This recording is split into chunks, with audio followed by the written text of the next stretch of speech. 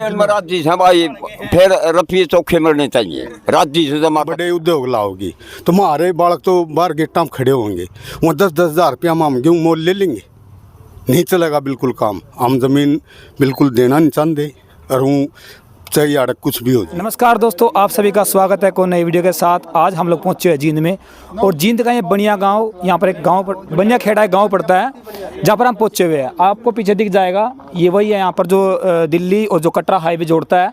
यहाँ पर पहुंचे हुए एक IMT, जो यहाँ पर एक IMT का मुद्दा बोझा चल रहा है, उस मुद्दे को कवर करने के लिए यहाँ पहुंचे हुए हैं। ये ग्रामीण के यहाँ लोग पहुंचे हुए हैं, क्योंकि इनकी ज़मीन यहाँ पर एक्वायर करने की बात चल रही है। मैं बताना चाहता हूँ, खरखोदा जो सोनीपत में पड़ता है, खरखोदा के अंदर जो IMT है वो लगभग 8800 एकड़ के आसपास बनाई गई थी, और पूरे हरियाणा में ये एक ऐसी एक्वायर करी जाएगी जो लगभग 12,000 एकड़ के आसपास ज़मीन एक्वायर करने की बातें चल रही है। तो ग्रामीण यहाँ पहुँचे, क्योंकि बहुत सारी रोज़ की वीडियो सामने आई थी और बहुत सारी समर्थन की वीडियो सामने आई थी। तो ग्राउंड रिपोर्ट आपको दिखाएंगे कि आखिरकार क्या है मुद्दा, क्या है यहाँ पर समस्या है। राम राम जी। अच्छा सरपंच साहब, थोड़ा सा जगह बनाओगे या खड़े होने की? और जी थोड़ा हटो, कोई बात नहीं। हाँ, सरपंच साहब का बहुत बहुत स्वागत है। क्या नाम है आपका? अजय सिंह नाम है जी। अच्छा, अजय सिंह जी, आप ये बताइए क्या मुद्दा है गांव का, क्योंकि यहाँ पर जो IMT की जो बात चल रही है उसके आप समर्थन करते हो, आपके विरोध में हो? गांव के हिसाब से देखा तो जी पूरा गांव समर्थन में है जी इस बात में कि हमारी ज़मीन चली जाओ, हर सरकार बढ़िया रेट दे मन है। हमारे भी कुछ समस्या है जी जो हमारी पंचायत की है, क्यों हमारे गांव में जी निकासी का स्थान नहीं है, सारा पानी खेता की नालियाँ में जावा है। तो मानना है सरकार ज़मीन देवे इसके बारे में, अगर हमारा निकासी का पानी उसमें चला जाओ सारा।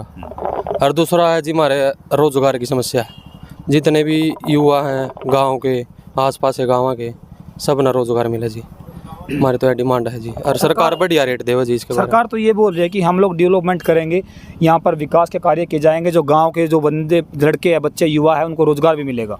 उसके बारे में क्या बोलना चाहोगे? रोज़गार मिलेगा तो बहुत बढ़िया बात है जी। ये क्यों युवा बाहर जावे जी 15-20 हज़ार रुपया में, तो उरे मिल जाएगा जी, वो वहाँ जाकर जी रूम का खर्चा, सारे खर्चे खाने पीने का, तो उरा बढ़िया रेट मिला जी ज़मीन का, रोज़गार मिला। क्या उम्मीद कर रहे हो कितना रेट होना चाहिए पर एकड़ का?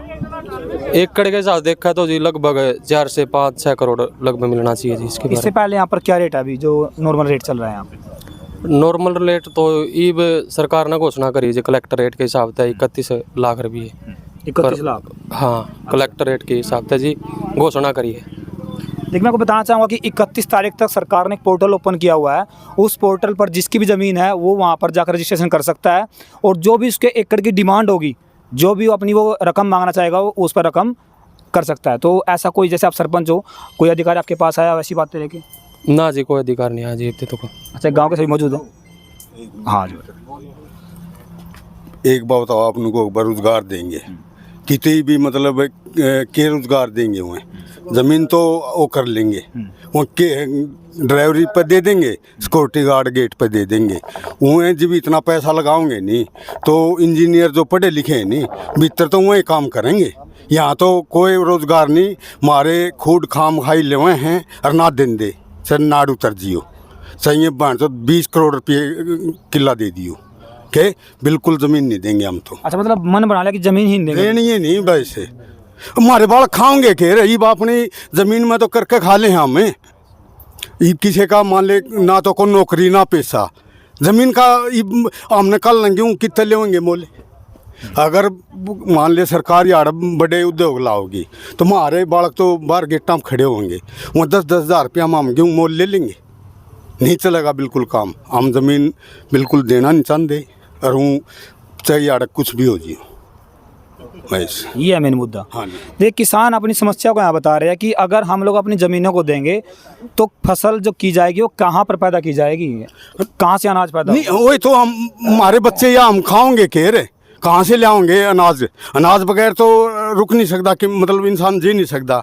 और तो चल साग सब्जी फल फ्रूट ना लेंगे, लेकिन अनाज बगैर के काम चला है इंसान का। बिल्कुल बिल्कुल। तो कहाँ से लाओगे? असली मुद्दा तो ये हो, देश की रीढ़ की हड्डी ही किसान है। किसान है जी, इस बगैर तो मजदूर भी मर गया, सब मर गए।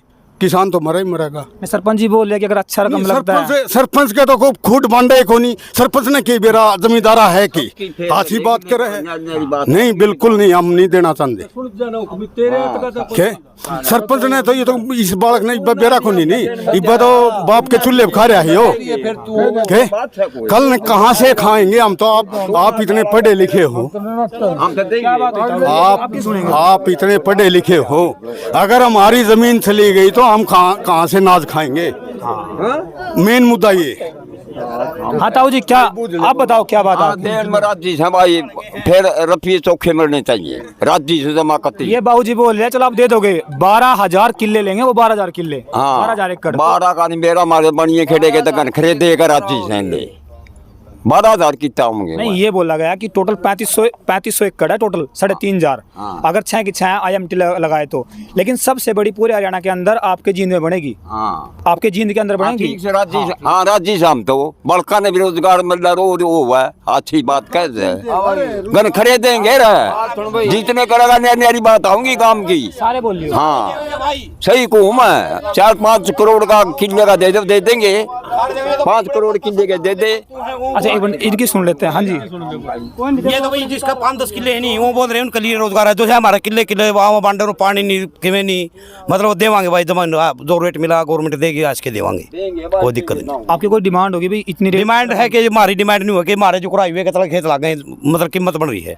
हम तो भाई कीमत के हिसाब से जमीन देवांगे, न्यू को नहीं है ये। मन में आपकी कीमत हो कुछ ऐसा मैं पूछ रहा हूँ। मन में कुछ नहीं थी, वो तो मतलब गवर्नमेंट बताओगी फिर हम बताओगे हमारी डिमांड क्या है। हिबन्यू तो है नहीं कि इस रोड में जमीन चलेगी जो करनी तो देवा नहीं, इस हिसाब से तो दे नहीं रही।